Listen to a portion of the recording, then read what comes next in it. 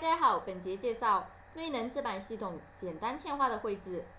瑞能新版本嵌画的绘制与老版本是有所不同的。新嵌画的绘制可以分为以下几个步骤：嵌花色码绘制花型，设置银塔下沙嘴，设置编译参数，最后进行编译。首先，了解嵌花色码绘制花型的重点。嵌花色码分为3组：前编织色码211至219，后编织色码201至209，前后编织色码221至229。在绘制嵌花时需要注意，如果嵌花色码不够用，也就是说211至219都已经使用了，但是嵌花还没有绘制完成，封闭区域可以重复使用色码。在封闭的嵌花区域内，可以使用其他普通色码，例如小图色码、带方针的色码等，系统可以自动识别。接下来，实例介绍嵌花色码绘制花型。在一个普通的单面上绘制出嵌花来。第一步，使用嵌花色码绘制花型。211号色。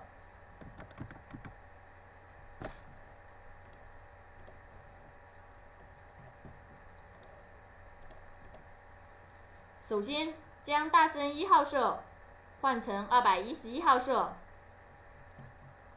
这一行不需要换，这一行是废纱中的封口纱。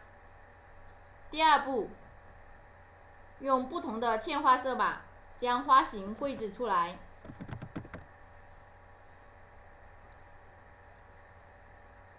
用菱形工具自定义一个菱形，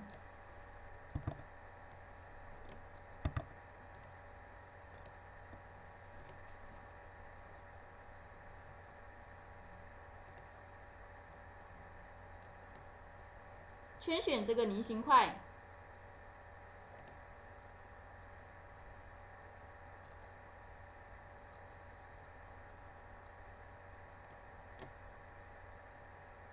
用平面复制工具复制菱形块，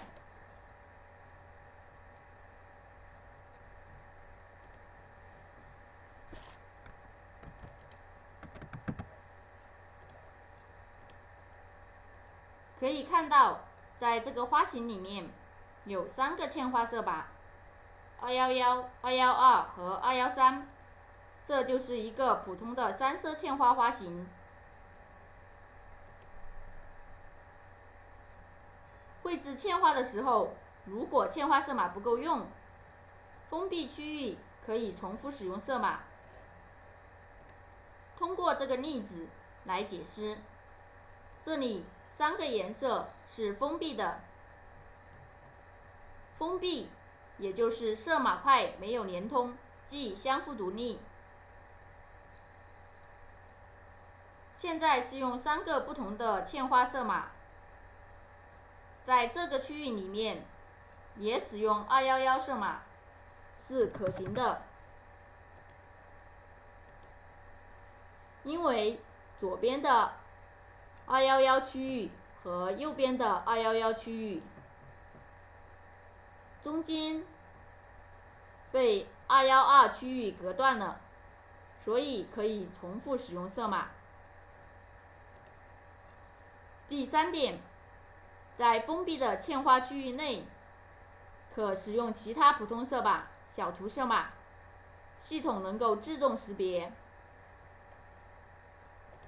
例如，需要在这个区域里做条孔，用71号色条孔。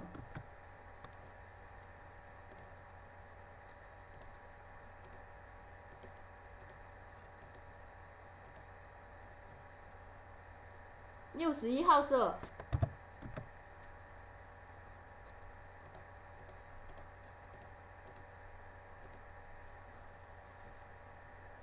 圈选这个范围，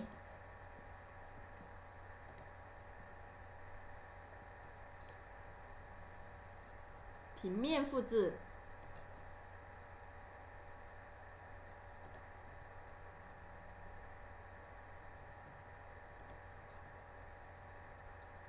如果在某个区域内画这些普通色码，系统可以自动识别。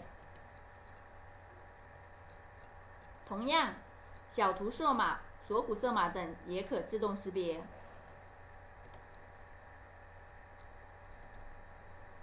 嵌花色码绘制好花型后，接下来了解银塔下沙嘴的设定。银塔下沙嘴设置的步骤如下：点击工具栏上的编译按钮，打开银塔下沙嘴设置，进入沙嘴设置界面。接下来，在界面的右下方设置沙嘴号，或者点击相应的区域设置沙嘴号。最后，在沙嘴设置界面设置好沙嘴后，返回编译界面，设置沙嘴的初始位置和沙嘴的类型。下面实例介绍，以刚才绘制的花型为例，花型绘制完后，接下来设置嵌花色码的沙嘴及银塔下沙嘴。选择工具栏上的编译按钮，单击，进入编译界面。这里有银塔下沙嘴设置按钮，单击。可以看到，沙嘴设定界面的左边有预览图，与绘制的嵌花花型相同。在界面右下角可以设置嵌花沙嘴，单击主沙列，则弹出沙嘴号输入键盘。这里设置3、4、5号沙嘴，这样嵌花沙嘴就设置完成。也可以单击预览图中的某个区域，设置或改变沙嘴号，例如将3号沙嘴改变为2号沙嘴。那么，现在设置的沙嘴为2、4、5号沙嘴。沙嘴设置完成后，单击确定。确定后将回到编译界面。在沙嘴设置页面，有类型选择，类型有 N 和 I 两种 ，N 表示普通沙嘴 ，I 表示嵌花沙嘴。由于大部分的机器没有配嵌花沙嘴，一般只有普通沙嘴，即 N。这里则是设置沙嘴的起始位置，左边或右边。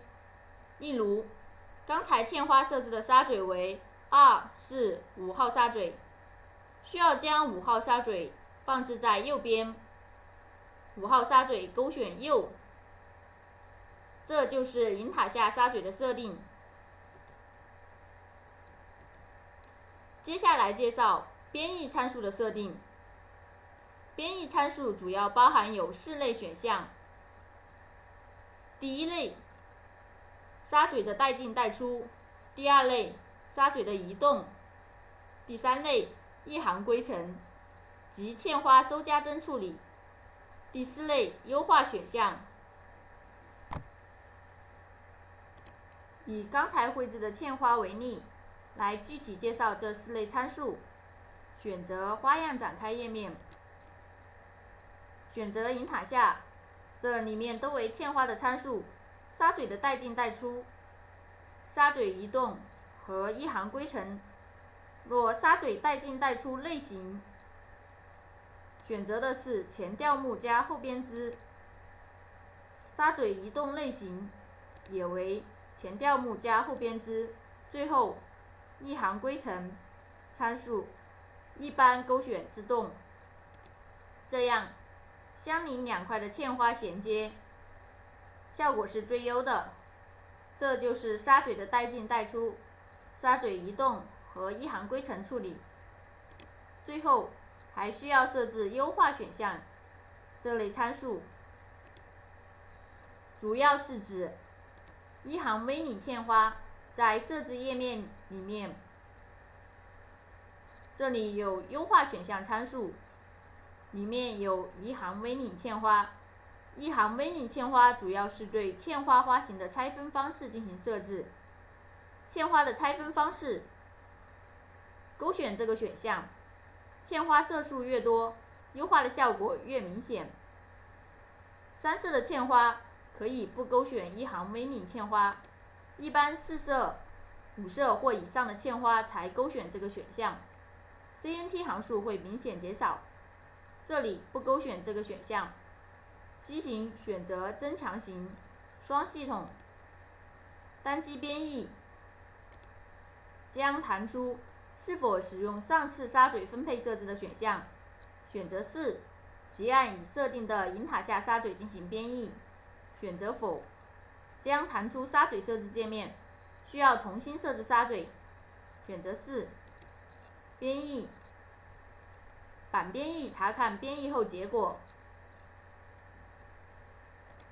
在嵌花区域中绘制的条孔色码，在反编译中可以看到条孔被正确的执行。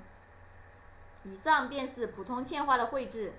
本节介绍完毕，谢谢大家。